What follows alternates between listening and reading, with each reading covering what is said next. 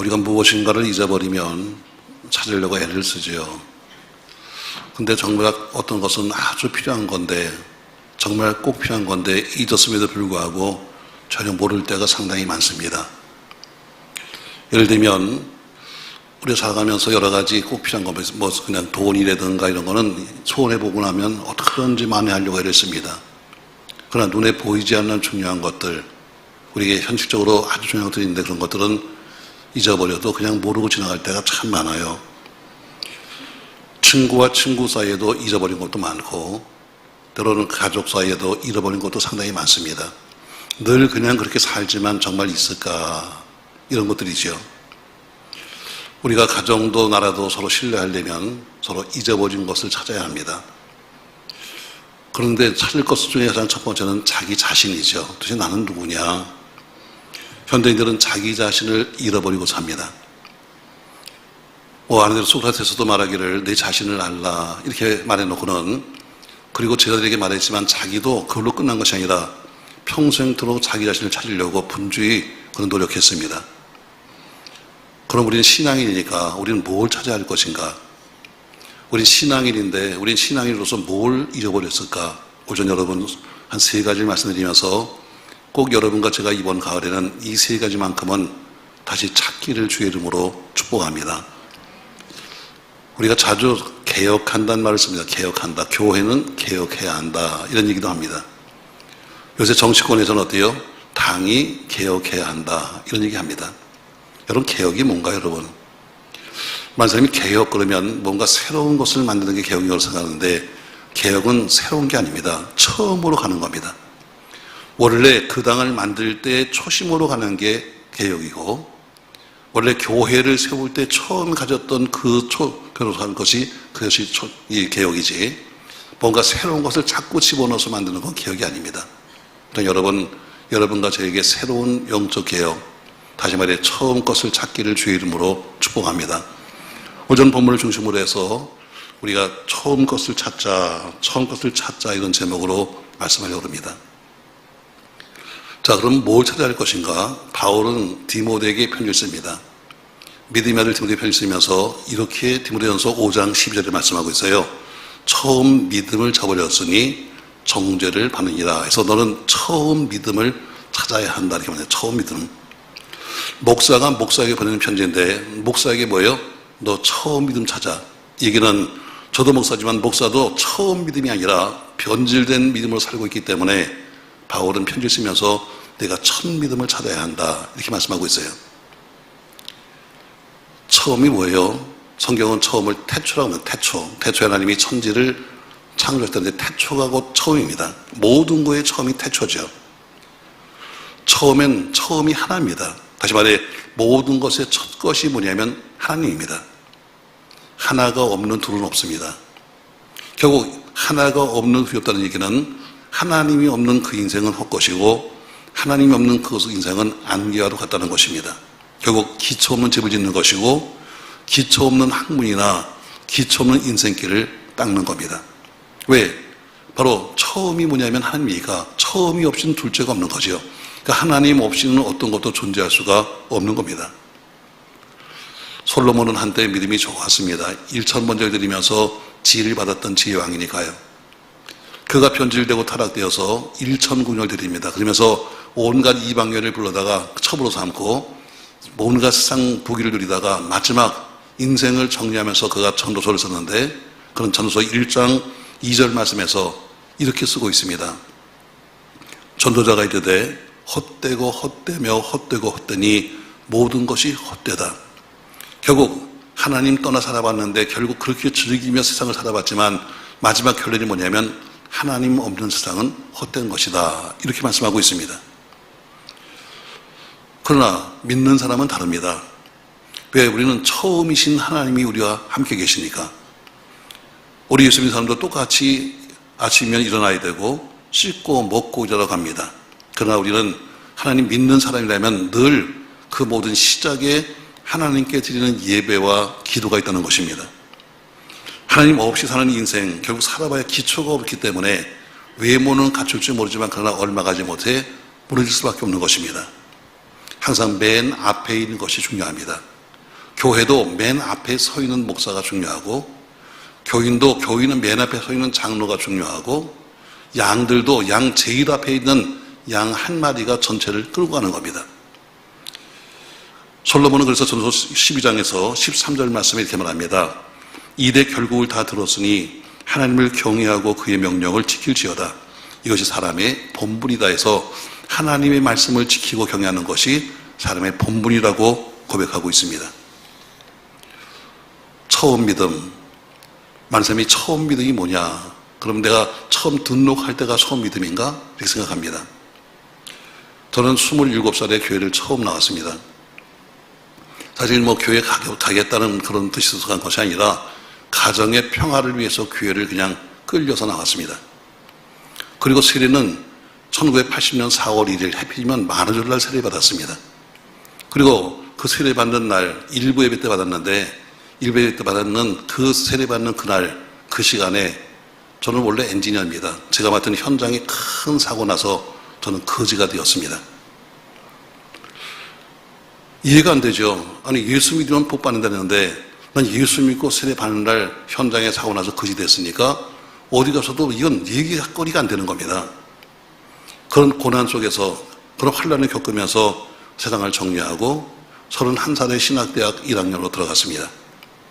처음에 가니까 어디 써주는 데가 없어가지고, 왜 그렇게 흔해 빠진 그 전사가 갈 데가 없어가지고 한 20명 정도 모이는 저 광명시, 그 1층은 극장, 2층은 예배당, 앉아있으면 안 봐도 다 밑에서 하는 소리가 다 들리고 있는 그런 예배당에서 처음 교육전사가 되었습니다. 신학대 다니면서 4년, 그리고 4학년 때 이 교회를 개척했습니다. 그리고 목회를 시작했지만 그러나 1년, 다시 말해 5년 동안은 제가 목회자였음에도 불구하고 지금 돌아보면 하나님 없는 목회를 했습니다. 나름 체험도 많이 했습니다. 그 고난 속에서 정말 체험도 많이 했습니다. 입으로 앉으면 기도할 때마다 방언을 말하고 방언 찬송을 했습니다. 신학생 때부터 여기저기 붕을 다니면서 붕을 했습니다. 그럼에도 불구하고 그렇게 사는데도 하나님을 막연했습니다. 다시 말해 믿어지지가 않는 것도 많고 이해 안 되는 것도 많았습니다. 그러니까 제 목회는 기초가 없었고 막연히 신학교를 다니니까, 아니면 내가 교회를 개척했으니까 그냥 하는 막연함 속에서 목회를 했다는 것이죠. 아마 저는 우리 교회 부목사들이나 전사님도 비슷할 것 같아요. 그냥 아버지가 장로, 아버지가 목사 다 그러니까 오긴 왔는데 정말 하나님 살아계신 것이 믿어는지나? 사모라고 결혼해서 사모는 됐는데 정말 사모로서의 그런 영적 체험은 있는가? 사실 저는 걱정스럽습니다. 처음 믿음이 언제 갖는 믿음인가 몰랐습니다. 어떤 사람은 처음 믿음이 뭐냐? 내가 등록할 때 그 믿음이 처음 믿음이겠지. 이런 사람도 있을 거예요. 고린도후서 13장에 보면은 바울은 이렇게 고린도 교회에 대해 말합니다. 너희는 믿음 안에 있는가 너희 자신을 시험하고 너희 자신을 확증하라. 다시 말해 네가 지금 믿음이 있는지 없는지 한번 네가 스스로 시험해보고 확신해봐라. 여러분 자신이 난 믿음이 있는가 없는가를 스스로가 한번 생각해보라는 이야기입니다. 저도 마찬가지로 그 당시 보면은 목회를 신학생 때부터 시작해서 5년 동안 했음에도 불구하고 전혀 내 마음속에 이게 믿음이 있는 건가, 믿음처럼 하고는 다니는데 이게 믿음이 있는 건가는 그런 생각이 든다는 거죠. 다만 저에게는 열심이 있었습니다. 세상 직장도 열심히 살았던 것처럼 남보다 인간적인 열심은 남보다 있었습니다. 교육자가 되고 5년, 개척한 지 1년 지나서도 그때 비로소 처음으로 믿음이 뭔가를 알게 되었습니다. 처음 믿음, 그때부터 정말 굉장했습니다. 처음 믿음이 세상 모든 것을 보이지 않게 만들었습니다. 오직 예수만 보게 만들었습니다. 처음 믿음 때문에 수없이 금식했고, 처음 믿음 때문에 저는 외아들입니다. 호르머니가 저를 키우셨는데, 호르머니가 돌아가셨는데도 불구하고 불과 하루 만에 24시간 만에 가서 어머니를 매장하고 와서 약속된 예배를 드릴 정도로 예수한테 미쳤습니다. 아직 전도사였지만 그러나 부흥회를 인도했고 그 부흥회는 지금까지 36년 동안을 인도하고 있습니다. 그때 성령 체험 후 다시 말해 은혜를 다시 한번 받고 나서 지금까지 마음 중에 쏟아나고 있는 믿음과 기쁨과 그 열심은 감히 사도 바울의 고백과는 비교할 수 없지만 이렇게 바울은 말하고 있습니다. 고린도전서 15장 10절 말씀 같이 한번 읽겠습니다. 그러나 내가 나 된 것은 하나님의 은혜로 된 것이니 내게 주신 그의 은혜가 헛되지 아니하여 내가 모든 사람보다 더 많이 수고하였으나 내가 한 것이 아니요 오직 나와 함께 하신 하나님의 은혜로다. 아멘. 바울은 말합니다. 내가 그렇게 많이 일했지만 그러나 그것은 내가 한 것이 아니라 하나님의 은혜였다. 저는 비로소 그때 하나님을 찾았습니다. 모든 것의 처음이신 하나님밖에 없는 그 자신의 믿음을 깨뜨렸습니다. 그 후로 지금까지 목회하면서 살면서 여러 가지 살아가는 삶 속에 많은 문제가 있지만 그래도 한번 주 앞에 주여 하고 기도하면 그분이 항상 전화위복의 기회를 주셨습니다. 사랑하는 성도 여러분, 처음 믿음은 처음 교회에 나올 때 믿음이 아닙니다. 처음 집사가 되고 무슨 권사가 되고 이때 믿음이 아닙니다. 어떤 사람은 교회를 일평생 다녔지만 처음 믿음을 체험하지도 못한 채 하늘나라로 간 사람도 꽤 많이 있습니다. 처음 믿음은 성령으로 거듭날 때요, 처음 믿음은 중생의 체험을 할 때입니다. 다시 말해 오늘 이 말씀을 듣는 여러분, 과연 처음 거듭남 중생의 체험을 여러분 하셨습니까? 전 여러분과 우리 교회가 처음 믿음으로 돌아가기를 주의 이름으로 축복합니다. 처음 믿으면 어때요? 눈에 보이는 게 없더라고요. 앞에 어떤 것도 보이지 않아 오직 예수만 보이는 거예요.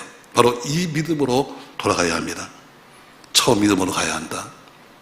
두 번째, 우리는 처음 사랑을 찾아야 합니다. 오늘 4절에 보니까 그러나 너를 책망할 것이 있나니 너 처음 사랑을 버렸다 하고 4절에 말한 것처럼 잃어버렸던 처음 사랑을 찾아야 합니다. 에베소 교회는 소아시아의 그 수도였습니다. 사도 바울이 가장 많은 관심을 가진 지역이 에베소였습니다. 왜냐하면 그 당시에는 바닷길을 통해서만 세계로 간다 생각했기 때문에 세계 복음을 하려면, 내가 나가서 복음을 전하려면 어디 항구 도시를 정해야 했는데 에베소는 항구 도시였고 바로 수도였기 때문에 거기만, 에베소만 복음화된다면 세계 복음화의 전초기지가 될 수 있는 좋은 지정학적인 그런 여건이 있었습니다. 그래서 바울은 특별히 에베소에 관심을 가지고 에베소에 가서 가르치고 전도하면서 그곳에 성령의 바람을 불어넣습니다. 사도행전 19장에 보면은 그 당시 에베소 교회 목사님은 아볼로 목사님이었습니다. 근데 아볼로 목사님은 신학자였습니다. 또 아볼로 목사님은 아주 성경을 잘 풀어서 가르치는 그런 교수였습니다. 그러나 그 자신은 그렇게 성경을 잘 알고 성경을 가르쳤음에도 불구하고 본인은 성령을 받은 적이 한 번도 없습니다. 그래서 교인들에게 한 번도 성령을 받은 적이 없습니다. 항상 성경 공부를 가르치면서 이렇게 살아야 됩니다 하고 말씀을 가르쳤지만 그러나 성령 충만을 가르치지 못했습니다. 왜? 본인이 해본 적이 없으니까. 사도행전 19장 1절부터 말씀을 좀 같이 읽겠습니다. 같이 읽습니다. 아볼로가 고린도에 있을 때에 바울이 위치방으로 다녀 에베소에 가서 어떤 지하들을 만나 우리가 너희가 믿을 때에 성령을 받았느냐 이르되 아니라 우리는 성령의 계심도 듣지 못하였노라. 바울이 이르되 그러면 너희가 무슨 세례를 받았느냐? 대답하되 요한의 세례니라.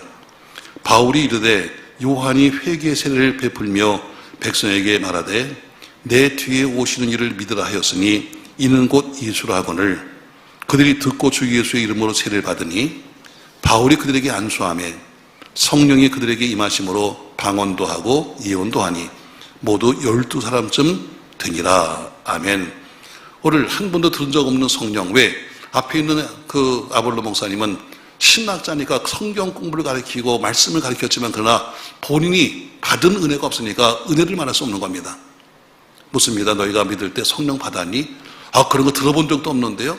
바울이 그들과 더불어 함께 안수하는데 그들이 모두가 성령 충만을 받고 방언도 하고 예언도 했다고 말씀하고 있습니다. 다시 말해 사도 바울이 에베소 교회에서 했던 활동을 말하고 있습니다. 성령이 에베소 교회에 역사하기 시작했습니다. 또 사도 바울은 강한 성령의 능력을 가지고 병 고치고 귀신을 쫓아냈습니다. 사도행전 19장 11절에 보니까 하나님이 바울의 손으로 놀라운 능력을 행하게 하시니 심지어 사람들이 바울의 몸에서 손수건이나 앞치마를 가져다가 병든 사람에게 얹으면 그 병이 떠나고 악기도 떠났다 이렇게 말합니다. 에베소 교회는 사도 바울을 통해서 강한 성령의 역사를 체험하기 시작했습니다. 그리고 오늘 요한계시록에도 7교회가 나오는데 가장 첫 번째 교회로 에베소 교회가 등장하는 겁니다. 자, 오늘 우리 주님이 에베소 교회를 가리키면서 칭찬하십니다. 1절부터 3절에 보니까 에베소 교회는 행위가 있었다, 수고도 했다, 인내도 했다, 정의로웠다, 성실했다면서 예수님이 큰 칭찬을 합니다. 근데 4절에 보니까 책망이 따라갑니다. 그러나 너를 책망할 것이 있나니 너는 처음 사랑을 버렸느니라, 이렇게 말합니다. 넌 처음 사랑, 다시 말해 첫사랑을 네가 회복하라고 말씀하고 있는 거예요. 처음으로 샜던 사랑을 회복해라. 하나님은 사랑이십니다. 그러니까 하나님을 사랑하지 않는 사람들은 또 이웃 사랑하지 않으면 사랑을 알 수 없다고 말씀하고 있습니다. 결국 하나님이 우리를 사랑했기 때문에 이 땅에 독생자 예수님을 보내셨습니다. 그리고 그에게 모든 우리의 죄와 허물을 다 짊어지시고 십자가에서 죽이셨습니다. 예수님도 요한복음 14장 1절에 보니까 제자를 사랑하시는데 끝까지 사랑했다고 말씀하고 있습니다. 사랑하는 성도 여러분, 오늘 첫 번째는 믿음을 회복해야 되고 두 번째는 사랑을 다시 회복해야 합니다. 처음 사랑, 처음 믿음입니다. 제가 늦게 교회를 다니면서 하던 일이 다 무너지고 나서는 참 기도원도 많이 도망간 거죠. 기도원에 도망가서 있었고 나름대로는 하나님께 참 몸부림을 쳤습니다. 어떻게 하면 살까? 근데 지금 생각해보면 그때 내가 기도원 가서 그렇게 많이 기도했는데 그것이 뭔가 생각해보면 신앙적인 몸부림이 아니었습니다. 우리 새벽에 나오신 우리 교원들 새벽마다 와서 기도하는데 과연 신앙적인 몸부림을 하는 건가? 보니까 나는 신앙적인 몸부림이 아니었습니다. 다만 살고 싶은데 살 수가 없어가지고 와서 인간적인 몸부림, 하나님 어떻게 하면 살 수 있을까 하는 인간적인 몸부림이지 신앙적인 몸부림이 아니었습니다. 뭔가 내를 체험했다고 생각해서 신학교에 들어갑니다. 신학교에 들어가서도 어때요? 가서 신학교를 다니면서도 살아계신 하나님의 그 사랑을 말로만 듣고 말로만 말하지 별로 체험해보지 못했습니다. 근데 그분을 만나고 나니까 그분의 사랑이 느껴집니다. 그를 만나고 나니까 그분의 사랑이 세포 하나하나까지 느껴지는 겁니다. 제가 한참 어려울 때 전 여러분에게 늘 말하잖아요. 여러분 사업이든 직장생활이든 인생이든 목회든 성공하십시오 말합니다. 왜? 진 사람은 할 말이 없는 세상입니다. 아무리 목적이 좋아도 아무리 여러분 목적이 좋았고 가정이 좋아도 결과에 실패하고 나면 세상은 인정하지 않습니다. 망해보세요 여러분. 어디 가도 천덕꾸러기요. 집에 가도 천덕꾸러기, 친구 만나도 천덕꾸러기, 다 어디 가도 있을 데가 없는 거예요. 그러니까 스스로가 자꾸 어떻게 담을 쌓고 들어가죠. 저도 기도원을 많이 매일마다 도망갑니다. 아침에 일찍 나가서 기도원에 가서 앉았다가 한밤중이 되면 집으로 돌아갑니다. 저는 우리 교회는 이 꽃이나 나무가 안 돼요. 여러분 내가 꽃이나 나무를 좋아하지 않기 때문에 우리 교회 오면 다 죽어. 뭐 또 제가 이게 뒤에서 앉아서 보니까 뒤에서 보면요 뒤통수만 보이죠. 뒤통수. 꽃꽂이가 다 앞은 이뻐도 뒤는 이쁜 게 아무것도 없어. 다 보세요. 끈으로 묶어놓고 핀으로 찔러놓고 별로 이쁘지도 않아. 제가 사실 저는 중학교 때부터 공업학교를 다녀가지고요. 전 감정이 메말라 있나 봐요. 새만 봐가지고. 그렇게 이쁜 꽃을 봐도 저는 이게 이쁘다 잘 못 느꼈어요. 근데 어느 날 기도원에 도망가 있는데 정말 어디 가도 천덕꾸러기, 어디 가도 살 길이 없는 사람, 앞으로 어떻게 살면 좋을지 모르는 그 환경 속에서 기도원 가서 앉아있는데 문득 내가 앉아있는 발 밑에 이름도 모르는 들풀이 펴 있습니다. 이름도 모르는 잡초죠. 근데 그 잡초를 보면서 제가 처음 이렇게 얘기했습니다. 야, 꽃이 이쁘네. 그리고 제가 내 뺨때기를 때렸습니다. 미친놈. 지금까지 그렇게 꽃들을 많이 보면서 이쁜 거 한 번도 못 봤는데 이름도 없는 들풀을 보면서 뭐라고 그래요? 야, 이쁘다. 내가 스스로 웃었어요. 참 네가 이제 다 망했구나. 그래서 저는 그 꽃한테 이야기합니다. 왜? 어디 가도 내 말을 들은 사람이 아무도 없어. 아무리 올바른 말을 해도 누가 더 믿어주지도 않아. 그러니까 어때요? 꽃한테 처음 얘기를 합니다. 걔가 무슨 말을 하나요? 혼자서 하는 넋들이에요. 제가 처음 한 말이 이거였습니다. 넌 참 좋겠다. 넌 자식이 없으니까. 이게 제가 했던 첫 번째 얘기예요. 자식이 있다는 게 얼마나 큰 부담인지 몰라. 나 혼자 같으면 나가서 뭘 해도 어떻게 하겠는데 가족이 있다는 것이 얼마나 큰 부담인지 몰라. 넌 참 좋겠다. 자식이 없으니까. 두 번째 말합니다. 넌 참 좋겠다. 넌 안 먹어도 사니까. 없어 보세요, 여러분. 하루 세 끼 먹고 사는 게 여러분 얼마나 힘든 건지 몰라. 저는 매일 아침이 되면 그 자리에 앉아서 꽃한테 녹두리를 합니다. 저녁이 되면 마치 사람하고 헤어지는 것처럼 안녕 하고 집에 돌아갑니다. 근데 어느 날 며칠 만에 아침에 일찍 올라갔는데요. 누가 그 밤사이에 와가지고 그 앞에 있는 그 잡초, 그 꽃들을 다 발로 뭉개버린 거예요. 이게 너무너무 서러웠어요. 왜? 나한테는 지금 의지할 것은 아무것도 없어. 어디 가도 오로지 나한테 지금 대화할 사람은 이 꽃밖에 없는데 이걸 다 누가 발로 뭉겼는데 전 너무너무 서러웠어요. 그래서 울었어요. 그 당시만 해도 믿음이 없으니까 죄가 뭔지 모르니까 하나님께 소리쳤어요. 하나님, 내가 그렇게 뭘 잘못했습니까? 내가 모르는 거죠. 얼마나 큰 죄인지 모르니까 내가 뭘 잘못했습니까? 왜 그래서 새필이면 세례받는 날 이렇게 망하게 만들어 놓고 도대체 뭐 하시는 겁니까? 전 소리쳤어요. 그래서 말합니다. 이 꽃도 하나 못 주시는 분이 하나님 맞습니까? 이 꽃도 나에게 못 주시는 분이 하나님 맞습니까? 한참을 소리치고 울었어요. 울다 보니까 어때요? 지난 날이 막 서러운 게 다 밀려오니까 몇 시간을 울었어요. 지쳤습니다. 그리고 지쳐 눈을 떴는데 제 앞에 모든 게 갑자기 바뀌었어요. 어떻게? 다 남들이 밟아버린 들풀 사이에 피지 않았던 작은 몽우리가 내 눈에 갑자기 피는 거예요. 마치 꽃이 피는데 어때요? 그냥 피는 것도 아니라 비디오를 막 빨리 흘리는 것처럼 갑자기 퍽 피는 거예요. 제가 놀랐습니다. 제가 옆에서 봤어요. 한참 봄이니까 한참 나무들이 다 물이 올라갈 텐데 그게 뭐로 보이는가 하면 나무들이 손을 들고 하나님을 찬송 부르는 거예요. 하늘을 봤어요. 새가 날아갑니다. 새들이 그냥 가지 않아요. 다 날개짓 하는데 이것이 뭐예요? 하나님을 찬송하고 가는 거예요. 저는 정말 이런 세계가 있네. 정말 성경이 말하고 있는 또 하나의 세계가 있네. 지금까지 한 번도 못 느꼈던 새로운 세계를 바라면서 하나님이 살아계시네. 뭔가 찬송하고 싶었어요. 근데 찬송가가 한 개도 기억이 안 나. 그래도 몇 년 동안 교회 다녔는데 한 개도 기억이 안 나요. 세상 그 유행가 부르려면 1절 부르고 2절 부르고 간주에 3절도 부를 텐데 유행가는 기억나는데 찬송이 기억 안 나는 거예요. 뭔가 부르고 싶은데 뭔가 바르고 싶은데 한참 있다가 기억났어요. 찬양하라 내 영혼아, 찬양하라 내 영혼아. 그러다 보니까 또 하나 기억났어요. 주님의 높고 위대하심을 오랫동안 불렀습니다. 부르는 가운데 어때요? 삶이 살아계시구나. 그분이 정말 살아서 그분이 날 사랑하고 계시구나. 그 사랑을 느끼고 나니까 어때요? 그 다음부터는 모든 또 하나의 세계, 지금 현실이 아니라 또 하나의 세계에 관심을 갖게 되는 거예요.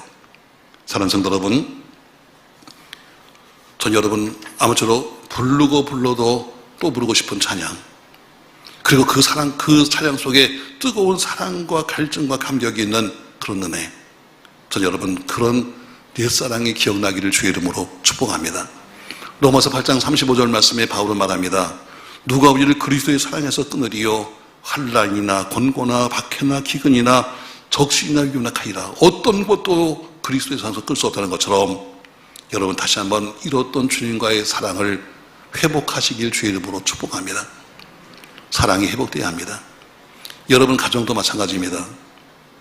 제가 미국에 부흥회를 가보면, 특히 미국에 가면은 우리 교민들이 많잖아요.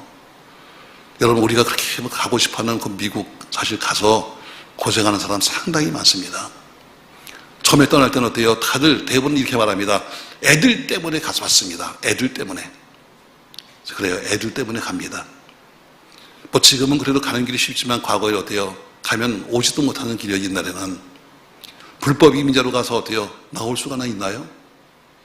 그렇게 갔습니다. 그렇게 다 애들 때문에 갔는데 가니까 애들은 커서 이만큼 컸는데 엄마하고 말이 안 통해. 애들은 다 영어를 말하는데 엄마 혼자 한국말로 앉아 있어 말이 안 통해. 그러니까 집에서도 말이 안 통해. 어디 가도 말이 안 되니까 교회만 와서 앉아있는 거야. 교회만 와서. 자, 제가 그런데 말합니다. 여러분, 우리가 그 당시 김포죠. 김포를 떠날 때, 비행기를 타고 떠날 때 저 밑에 보이는 김포를 바라보면서 앞으로 언제 올지 모르는 저 땅, 앞으로 언제 올지 모르는 내 형제들, 언제 만날지 모르는 내 가족들을 두고 떠나면서 여러분 어떻게 생각했어요? 하나님, 미지의 세계 미국에 가서 저는 이렇게 살고 싶은 애든 그때 그 소망이 있잖아. 그 소망을 찾아야 합니다. 여러분, 우리 모두가 다 핏덩이를 가슴에 안고, 어린 핏덩이들을 가슴에 안고 여러분 했던 기도가 있잖아. 신앙생활을 하든 소망이 있었잖아. 하나님, 이 어린아이가 잘 커서요, 이 어린아이를 잘 키워서 했던 여러분 그때 소망이 있잖아. 그 희망과 사랑을 찾아야 합니다. 지금은 좀 속을색입니다. 지금은 좀 어때 말을 안 듣습니다. 그렇다고 애들 어때요? 야 이놈아 하고서 소리만 치려고 하지 말고 여러분이 했던 처음 가졌던 그때 그 마음, 그때 그 사랑, 그때 그 소망이 회복돼야 합니다. 어떤 부부가 처음부터 결혼하면서부터 난 너랑 평생 싸울 거다 이런 부부가 있습니까 여러분? 다 꿈이 있으니까 결혼한 겁니다 여러분. 꿈이 뭐예요? 저 푸른 초원 위에 그림 같은 집을 짓고 당신과 살아야지 하는 꿈이 있었어요. 근데 어때요? 현실이 그렇지 못할 때라도 그때 그 꿈은 잃지 말아야지. 여러분, 첫사랑 잊지 말아야 합니다. 오늘 성경은 말합니다. 네가 처음으로 돌아가야 한다. 처음 믿음 회복해야 되고, 두 번째 처음 사랑 회복해야 한다. 이 땅도 이 교회도 우리 가정도 예수 그리스도의 사랑이 우리를 변화시키는 거지 다른 게 없습니다 여러분. 자, 여러분 그 예수님의 사랑, 첫사랑이 회복되기를 주의 이름으로 축복합니다. 세 번째, 계시록 3장 19절 말씀에 이런 말씀이 있습니다. 물은 내가 사랑하는 자를 책망하여 징계하노니 그러므로 내가 열심을 내라 회개하라 이렇게 말합니다. 열심을 내서 회개하라. 로마서 12장 11절에 보니까 부지런하여 게으르지 말고 열심을 품고 주를 섬기라고 말씀하고 있습니다. 세 번째, 잃어버렸던 처음 열심을 찾아야 합니다. 처음 열심. 하나님은 게으른 것을 아주 싫어하십니다. 목회자도 직장인도 제대로 일하려면 부지런해야지 게으른 사람은 쓸 데가 없는 겁니다. 여러분 마태복음 20장에 보면은 한 포도원에서 주인이 사람을 씁니다. 아침에 일찍 나와서 사람들을 불러가는데 나중에 손이 부족하니까 사람을 또 불러가서 어떤 사람은 1시간 와서 일을 했습니다. 근데 나중에 품값을 주는데 보니까 아침부터 와서 일한 사람도 똑같은 품값을 주고 저녁에 와서 1시간 일한 사람도 똑같은 품값을 주는 겁니다. 그때 그 사람이 불평합니다. 아니 주인이요 이럴 수 있습니까? 나는 아침에 출근해서 지금까지 이렇게 일했음에도 불구하고 왜 저 사람과 똑같은 일당을 주는 겁니까? 주인이 말합니다. 내 것이나 가지고 가라. 나중은 이 사람에게 너와 같이 주는 것이 내 뜻이다 이렇게 말합니다. 이 말을 잘못 들으면 굉장히 하나님의 불공평한 겁니다. 아니 오래 일했으면 더 많이 줘야지. 세상에 어떤 사람은 8시간 일했음에도 불구하고 1시간 일해서 사람하고 똑같이 주면 되겠습니까 여러분? 아마 지금 같으면 노동위원회로 갈 일입니다. 고발할 일이에요. 그러나 이 말씀을 깊이 묵상해 보십시오 여러분. 이렇게 결론이 나옵니다. 자, 아침부터 와서 일한 사람, 일찍 와서 일한 사람은 비록 일찍 왔음에도 불구하고 하루 종일 일한 것 같지만 일도 안 하고 놀다 갑니다. 날품꾼이었습니다. 그러나 나중에 와서 일한 한 사람은 한 시간 일했습니다. 그러나 자기를 불러준 것이 너무 감사해서 나 같은 것을 불러주셔서 감사해서 1시간 동안 손이 부르트도록 일을 했습니다. 그러니까 주인 볼 때는 와서 8시간 일했음에도 불구하고 놀다 가는 사람이나 1시간 와서 일했음에도 불구하고 열심히 한 사람이나 같다는 것입니다. 그래서 똑같은 일당을 주는 겁니다. 하나님은 공평하신 분입니다. 천국은 공평한 겁니다. 어느 순간이든지 열심을 내시되 저 여러분 하나님을 향한 특별한 하나님을 향한 열심을 내시기를 주의 이름으로 바랍니다. 회복해야 합니다. 처음 믿음을 체험하게 되면 처음 사랑도 처음 열심도 체험하는 것입니다. 저도 마찬가지로 저에게 주어진 사역 나름대로 전 개인적인 그냥 사람이 열심히 있는 사람이니까 열심히 살려고 했었습니다. 지금도 어떻게 하면 더 열심히 해볼까 하고 노력하지만 뭐 체력도 있고 나이도 있으니까 점점 스스로가 힘들다고 느껴집니다. 그러나 저는 여러분에게 권면합니다. 나이가 아직 젊을 때, 나이가 아직 한 살이라도 더 들기 전에 처음 믿음 체험하시고 처음 열심 가지고 사시기를 주의 이름으로 축복합니다. 나중엔 열심히 살고 싶어도 못 살 때가 오는 겁니다. 사랑하는 성도 여러분, 모든 것이 결실을 맺는 가을입니다. 지금 따가운 햇볕은 오히려 여러분과 저에게 무르익는 과실을 줄 겁니다.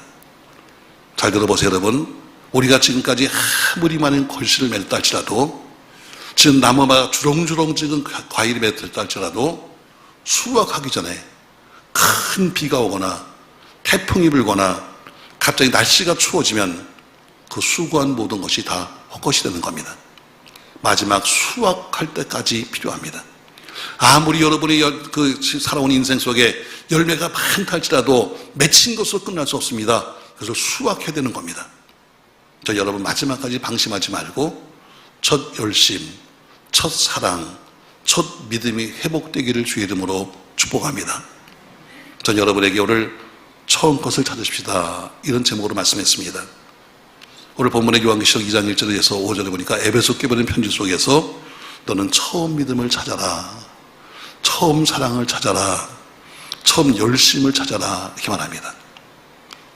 어떤 분이 말합니다. 아유 목사님, 제가요 나이가 들어서요 하고 싶어도 못하는데요. 다 거짓말이야. 나 며칠 전에 깜짝 놀랐어요. 나이가 꽤 그분도 드셨는데 보니까 애를 업었더라고. 아마 손자인지 손녀인지. 근데 돌덩이만큼 크더라고. 그래서 애를 업었는데 말이죠, 노인네가 무거워서 줄 줄을 몰라. 근데 보니까 또 앞에 수레를 하나 밀고 가더라고. 얘는 또 뭔가 보니까 개야. 앞에는 개수레를 밀고 뒤는 어때요? 돌덩이 같은 손자를 얻고 그리고 가는 사람을 바라보면서 자, 인생도 무겁다. 여러분, 우리는 부모들은 다 빈 고동입니다. 저는 바닷가에를 중학교 때나 처음 한번 가봤는데 가보니까요 다 고동이 다 속이 비었더라고. 그래서 야, 누가 이걸 다 빼먹었을까 했어요. 고동을 빼먹은 게 아니더라고요. 그러니까 새끼 고동이 어미 고동을 파먹어요. 그러니까 나중에 어미 고동은 새끼 고동을 키우고 나면 남는 건 빈 고동 껍데기밖에 안 남는 거예요. 여러분과 제가 다 빈 고동 껍데기다. 다 껍데기는 멀쩡하게 생겼는데 속은 다 비워서 자식들한테 다 빼주고 여러분 다 빼주고 남는 건 아무것도 없는 거야. 이제 우리가 할 수 있는 게 뭐가 있어요, 여러분? 자식은 평생 애였어요. 자식은 낳았다 끝나는 것이 아니라 평생 동안 돌볼 것이 자식입니다. 그 자녀들이 잘 되는 그 열매, 자녀들이 잘 사는 그 열매, 행복한 열매, 믿음의 열매를 보기 위해서 여러분과 제가 할 수 있는 것이 뭐예요? 이런 기도밖에 없는 거예요. 여러분 기도하셔야 합니다. 기도하셔야 합니다. 부모로서 자식을 위해 기도하는 것은 마땅한 일이요, 이건 당연히 할 일입니다. 무슨 내가 널 위해 기도해 이것이 큰 것이 아니라 마땅히 할 겁니다. 낳았으니까 책임을 져야죠. 마지막까지 책임을 져야죠. 아무쪼록 열심을 내서 우리 다음 주간 기도해서 자기들이 앞길이 열리고 질병에서 고침받고 막혔던 모든 그들의 인생이 풀어지고 소망이 생기는 한 주간 되기를 예수님의 이름으로 축원합니다.